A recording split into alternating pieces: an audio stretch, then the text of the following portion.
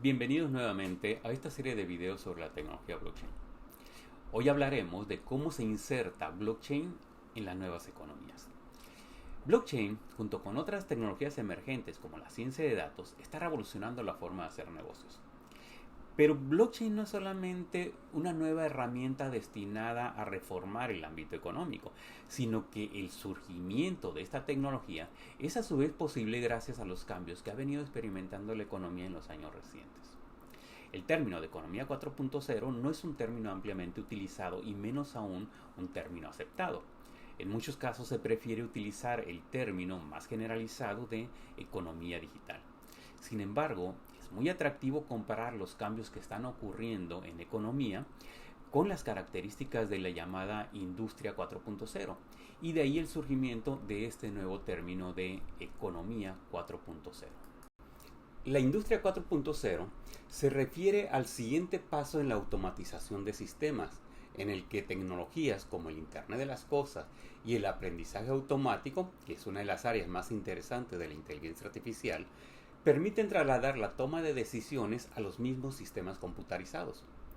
Por supuesto, el objetivo principal de la industria 4.0 no es la eliminación del elemento humano en la realización de tareas, sino el aprovechamiento de la capacidad que tienen los sistemas computarizados para procesar grandes volúmenes de datos complejos virtualmente en tiempo real, y la capacidad para identificar patrones y responder de manera oportuna a una gran variedad de situaciones.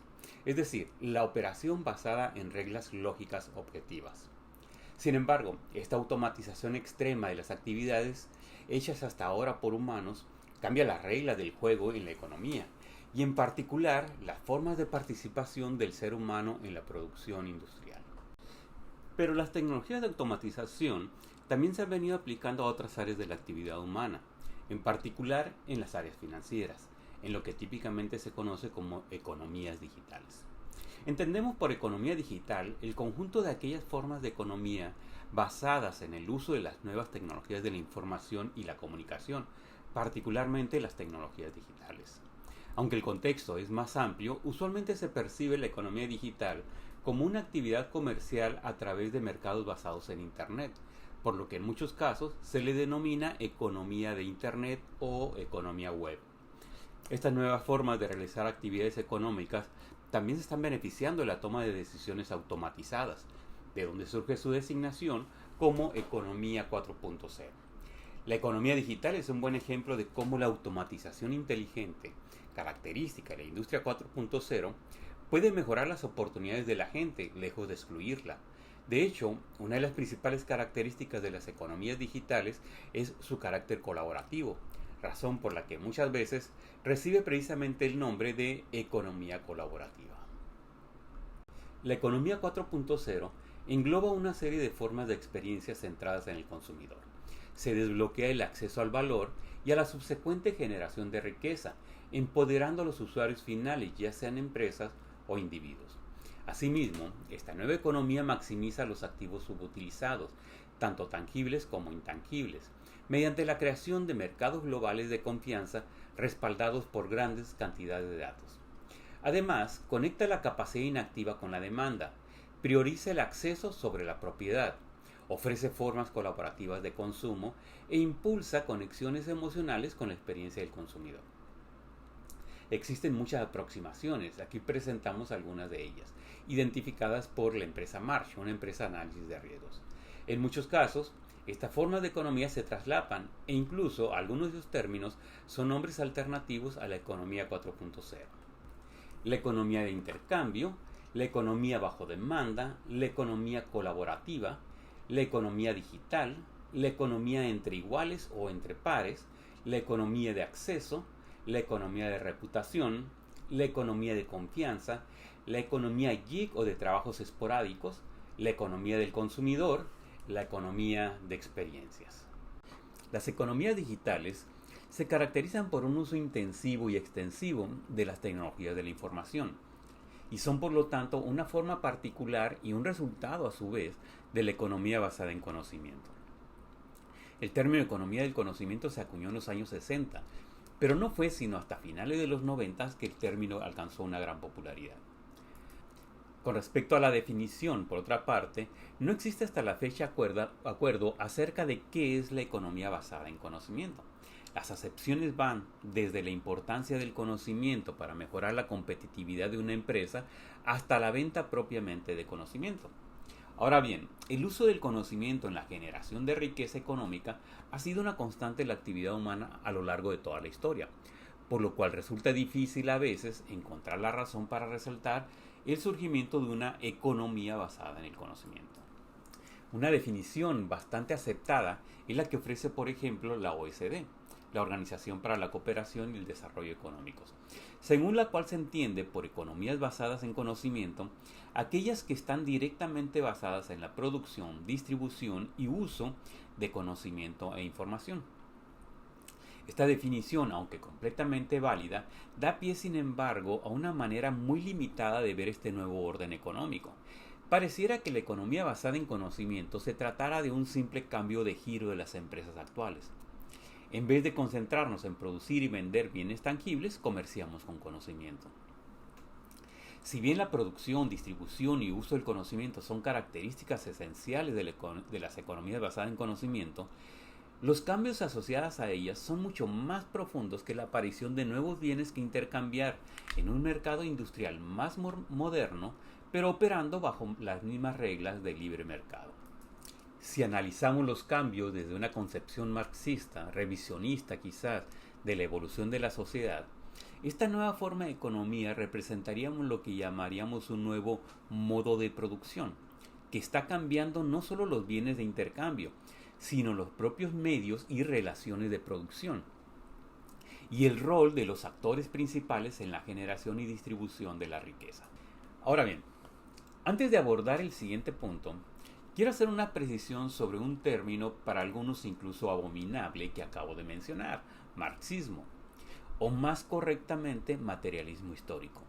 ¿Qué es el marxismo?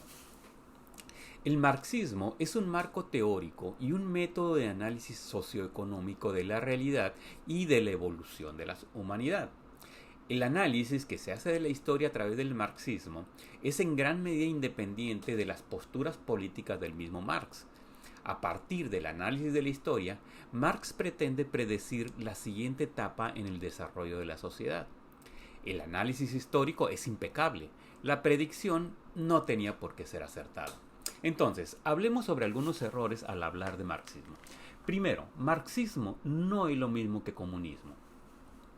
Segundo, el fracaso de los regímenes comunistas no implica fallas en la teoría marxista de la sociedad. Ahora bien, y en tercer lugar, el fracaso de los países comunistas no es del todo cierto, ni siquiera en el caso de los estados marxistas-leninistas, que son 5 países.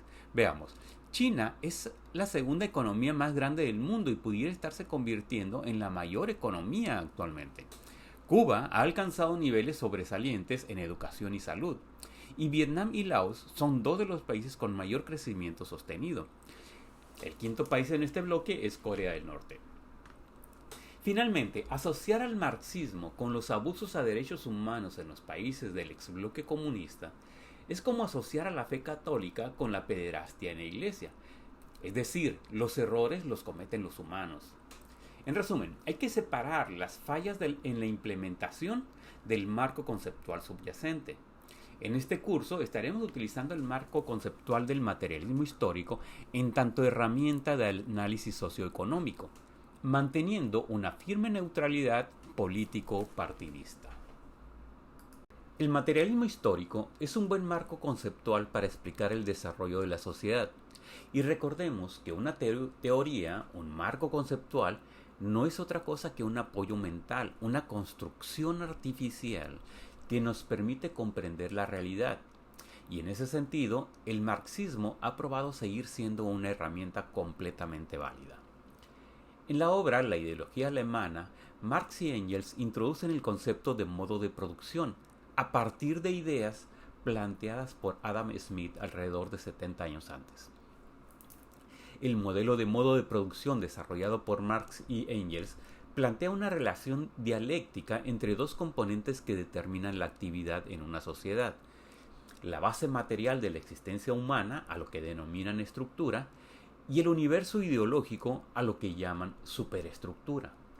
Ambas estructuras se relacionan, justificándose una a otra, fortaleciéndose entre ellas y tratando de mantener un equilibrio. Esa relación es a lo que llamamos una relación dialéctica. Cuando este delicado equilibrio se rompe, ocurre una transformación de la sociedad que da origen a un nuevo modo de producción, con cambios en todos los ámbitos de la sociedad, tanto en la base material como en el espacio ideológico. La base material es la componente central de un modo de producción, y esta base material determina el conjunto de elementos que conforman la ideología, es decir, la conciencia del hombre, y es moldeada por esa misma esfera ideológica. La estructura en un modo de producción consta de dos elementos principales: las fuerzas de producción y las relaciones de producción. Las fuerzas de producción son todos aquellos elementos que permiten generar los bienes, y las relaciones de producción establecen las reglas del juego entre los diferentes participantes en la producción. Las fuerzas de producción incluyen a los medios de producción, que son las herramientas, maquinarias, métodos e insumos para la producción, y la fuerza de trabajo, que es la mano de obra humana. La forma en que se relacionan la propiedad de los medios de producción con la fuerza de trabajo determina un modo específico de producción, y el conflicto entre quienes poseen los medios de producción y quienes poseen la fuerza de trabajo da origen a la famosa lucha de clases. Así, en el capitalismo, los medios de producción pertenecen al capitalista, al dueño, por ejemplo, de una empresa, y el trabajador solo es dueño de su fuerza de trabajo, nunca de los medios de producción, y por eso tiene que depender del capitalista para integrarse al medio productivo y participar de esa manera de la generación de riqueza, que es controlada por el dueño de los medios de producción. Un cambio significativo en el equilibrio de estas dos fuerzas ocasiona, a su vez, un desequilibrio entre la estructura y la superestructura, generando finalmente un cambio en el modo de producción. La superestructura, por otra parte, incluye todos los elementos ideológicos que determinan la moral de una sociedad: cultura, religión, sistema legal, etc. Estas componentes se ajustan para consolidar y justificar las prácticas del modo de producción imperante. Así, por ejemplo, en el modo de producción esclavista, la práctica de la esclavitud estaba plenamente justificada por el sistema económico. Era legal e incluso tenía una justificación religiosa. Los negros, hijos de Caín, no tenían alma, y otras poblaciones autóctonas, como los indígenas mesoamericanos, debían ser evangelizados para darles acceso al cielo cristiano. Marx esperaba que la lucha de clases en la fase capitalista diera origen al socialismo como siguiente etapa, como el siguiente modo de producción, y en el cual el trabajador sería copropietario social de los medios de producción, algo que nunca ocurrió, al menos no al 100%. Y el protagonista de este sueño marxista era el proletario, el trabajador de clase baja, considerado como igual en función de su calidad humana y no de sus habilidades productivas. En la economía del conocimiento surge una situación interesante, particularmente en el área de tecnologías de la información, pero que se ha ido expandiendo a otras áreas. En este nuevo orden económico, la principal herramienta y el principal producto del trabajo es el conocimiento especializado del trabajador. El costo de otras herramientas es simbólico. Una computadora, por ejemplo, tiene una vida media de 4 años y un costo de 1 a 3 meses de salario de un desarrollador. Las bibliotecas y otras herramientas son desde gratuitas hasta típicamente menos de un mes de salario, e incluso una impresora 3D que permite expandir esta independencia del trabajador intelectual a áreas fuera de la informática, tienen costos muy por abajo del salario.